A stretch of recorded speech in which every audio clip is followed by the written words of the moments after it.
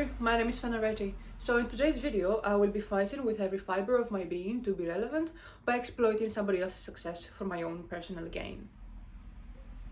Welcome to the video! I am extra annoyed at this video.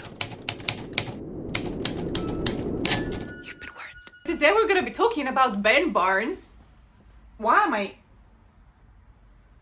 Ben Barnes, and he's recently been very popular thanks to one of my favorite TV shows of all time, Shadow and Bone. I am obsessed with the TV show. I've already watched it twice through. I have a problem. That's all I think about. I came across this article, and apparently Mr. Barnes is actually very educated and cultured, and she has a literature and English degree. So this is an article about some of his favorite books, some of his current reads, some of the books that he wants to reread. So I made a list of all of them. I'm here for it. I'm here to judge him harshly by the choices that he's made. So in this idea, I'm not only exploiting Ben Barnes' popularity, but I'm also completely copying the idea that Carly has about reading 3 books that a celebrity loves. And I am just the foreign and funny version of Carly. I am sorry. I am trying so hard. It's not as easy for us people. I will be going to the bookstore now to pick up 3 books of his. And the books I'm looking for is Atonement by Ian McEwan. Atonement, the movie, is one of my favorite movies of all time. It's one of the movies that I've watched the most. It's one of the first movies that made me really want to become a director. And Joe Wright, the director of it, is my favorite director of all time. He's done also Anna Karenina from my previous video, and also Pride and Prejudice, an upcoming video. When I was making the list for what books to read, I was trying to avoid it again. I was like, I don't want to read it. It's never gonna live up to my expectations. This scene.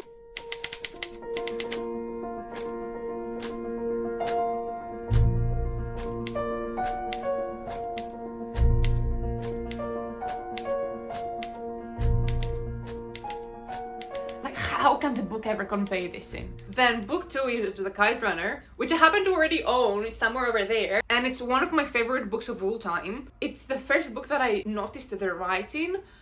It was so strikingly beautiful. I didn't know that you could manipulate words in a way that makes them have a rhythm. And the third book I'm gonna look for is Far from the Madding Crowd by... is it Thomas Hardy? Is that an actor? Thomas Hardy. Okay, so if you're watching this video and you're not Ben Barnes, skip to this. But if you happen to be Ben Barnes, hi, my name is Fanaretti. I have a film degree. I'm an aspiring director and writer as well. And I have been working at the warehouse for 2 years to finance my first independent short film. Please invite me to any set of any movie that you're in. I'll just be on set, make no noise, and pretend I don't exist. I can be dressed in camouflage. I can make myself look so small. And I can just be in the corner, with my little hat down, just a notebook, and just making notes about how people direct and stuff. Just please give me this opportunity. I really want to be on a professional set before I actually start making my own movies. Thank you. Okay, I'll just head to the bookstore now to buy the books that we're gonna be reading today. If you heard me right, I did say today, I wanna die. But I wanna be relevant more than I care about my life. Please make this happen for me. I'm getting desperate and devastated.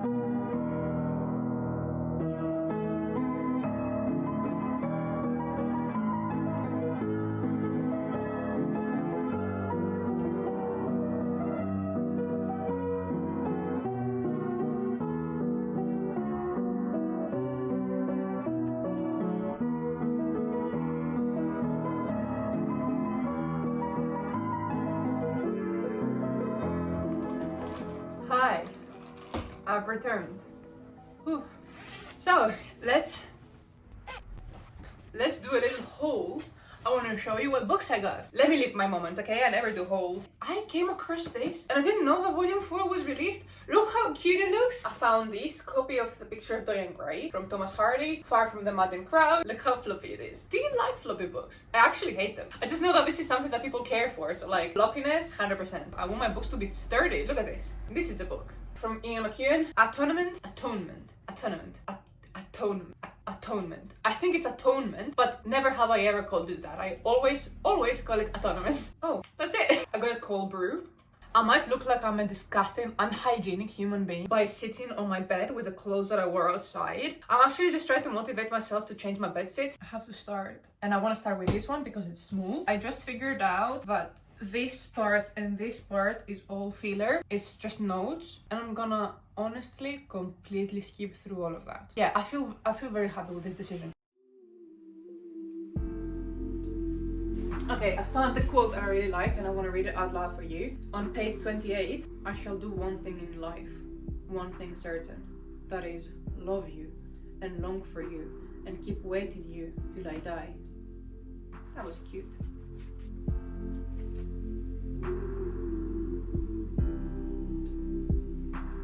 Okay, I have another quote for you. Bathsheba loves Troy in the way that only self-reliant women love when they abandon their self-reliance.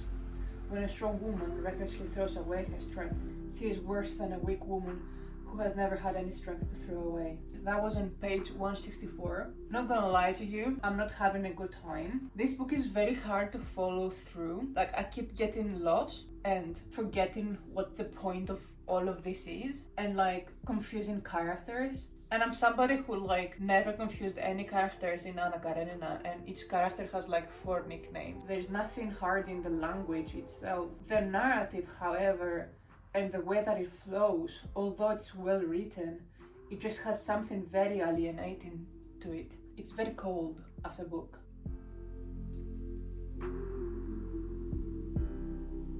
It has drawings. Okay, we're at the home stretch. Page 308. It is difficult for a woman to define her feelings in language which is chiefly made by men to express theirs. It's very woke. 353, the end. Well, I finished it. To be quite frank, I don't think I understood what the point was. This is the second time that this happens to me with a classic. I also read Of Mice and Men. That was interesting. But what are you really saying? There's something that I'm missing. I take so much pride into being able to read classics, and for me to just completely miss the point, it makes me sad. We're having a slight wardrobe change because I refuse to turn off the heater. I remember why this book is sad. Since I know the story, it's gonna be okay, isn't it? This book is written in a very sentimental way. Every sentence is so charged with emotion, and I love that. I love sentimentality. It's one of my favorite elements in anything. That's why I love Shadow and Bone a lot, the series. Anytime like Mal is on screen and we show all the ways in which he loves and helps Alina, it's my favorite element.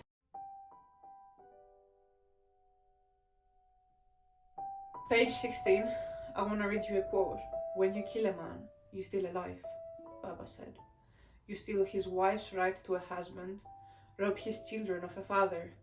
When you tell a lie, you steal somebody's right to the truth. When you cheat, you steal the right to fairness. Wow.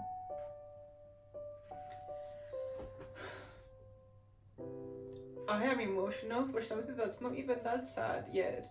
We're like on page 27 and the main character wrote a story and his dad doesn't want to read it, and that makes me sad because my dad didn't read my stories and I'm just emotional for no reason.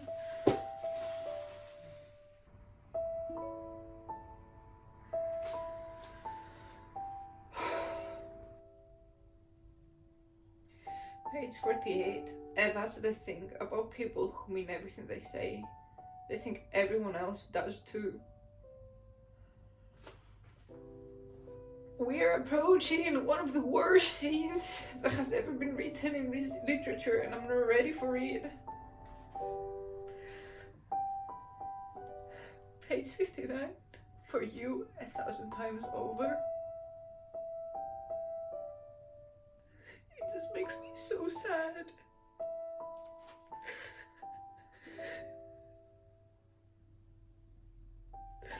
It truly makes me very, very sad.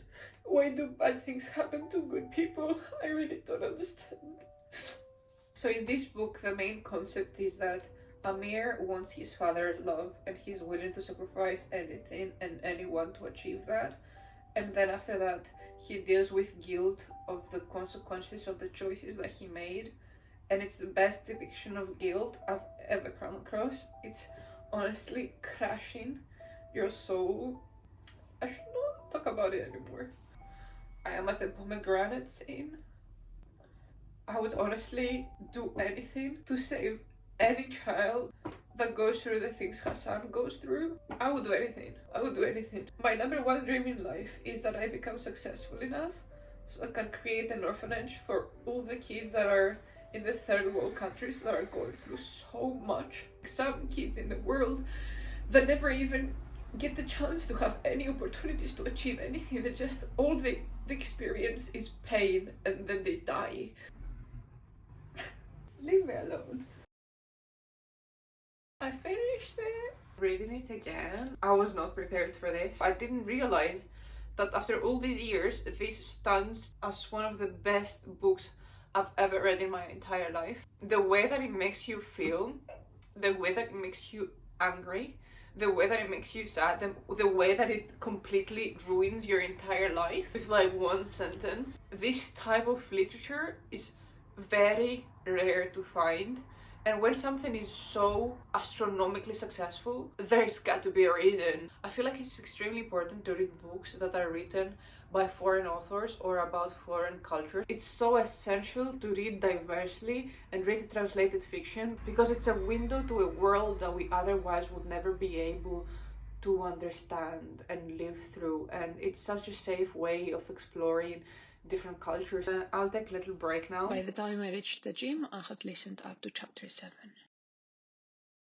This is my gym playlist. It's a bit silly, but it keeps me motivated. I look angry because I never leave the gym until I'm about to spit blood or faint. The time is about 8:30. I'm about this far into the book. I'm like halfway through chapter 8. So far, it's exceptionally well written. Phenomenal, like a phenomenal book. I won't be able to finish it before the end of the day. I do have to wake up at 3:50 a.m. to get ready for work.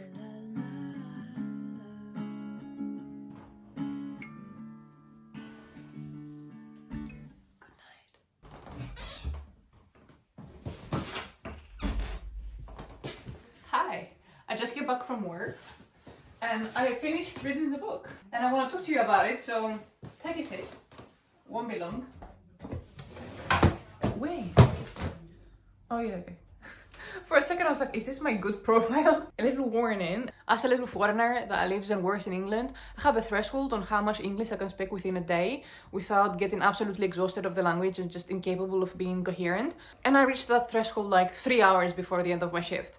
Because I just spoke so much today, I was like honestly a pain to be around. This book made me appreciate the movie so much more on how carefully it adapted the book. One of the best adaptations I've ever seen. I've watched this movie so many times that I know when every cut happens. I know when the music is picking up. I know all the sound effects. I know everything. We do see the story unfold from different points of view. So sometimes we will repeat some scenes in a way that it shines more light into what actually happened. And I love that. I love how different perspectives can really influence the way something is perceived. This book has one of like my least favorite characters to have ever existed. She's literally in the list of my top 5 characters I would like choke, no remorse, I don't care, die bitch. And this book, I mean, I don't like her, but I get where she's coming from. Beautifully written, lyrically written. I loved the narration, the narrative style. I loved the way the story was structured. I loved the pacing. Everything about it was absolutely phenomenal. You don't often come across books that capture the human consciousness in such a striking and disarming way, to the point that you feel like you are being seen and you're being understood. All of us are humans and we all experience the same emotions, but putting them into words and expressing them in a way that are humbled and understood is something that not many people have the capability of doing. Even when you're trying to just express your own thoughts and feelings, it can be challenging, let alone trying to completely validate a fictional person's existence. Okay, now I'm gonna pretend to be reading quotes from like random pages in the book because I just have them written on a post-it note. A story was a form of telepathy. By means of ink and symbols at the page, she was able to send thoughts and feelings from her mind to her readers. Falling in love could be achieved in a single word, a glance. Okay, this next one I had to actually pause my audiobook and just reflect. A person is, among all else, a material thing, easily torn and not easily mended. And finally, for my number 1 favorite quote of this entire book, which I think really establishes the reason why you should read it, because the love story is just, it's just too much. Finally, he spoke the 3 simple words that no amount of bad art or bad faith can never quite cheapen. Am I reading this as if I don't understand the words? I'm sorry. I am sorry. I am sorry. I am. In conclusion, what I feel like I've concluded with this little experiment that Ben Barnes is capable of reading literary fiction for fun. Like, he just reads it because it's like entertaining to him. And like I said, Ben, my CV is down below. I would do anything to be on set. I'll bring you coffee, I'll make it just like you like it, I'll hold an umbrella so you don't get sunburned. Anything for free. Like, please let me come on set. Please. Thank you.